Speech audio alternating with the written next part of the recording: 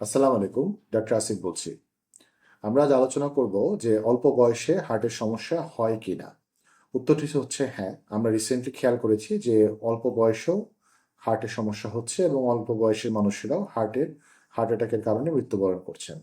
মোটামুটি 28 থেকে 30 বছর বয়সে আমরা অনেক রোগী পাচ্ছি যাদের হার্টের সমস্যা ধরা পড়ছে। তাই আমার মনে হয় যে আপনাদের যদি কারো অতিরিক্ত ওজন হয়ে থাকে বা আপনাদের যদি ফ্যামিলিতে আপনার মা বাবা ভাই বোনের কারো হার্টের সমস্যা থেকে থাকে, আপনার যদি বয়স 28 থেকে 30 বছর হয়, অবশ্যই আপনার হার্টের চেক আপগুলো করে ফেলা দরকার।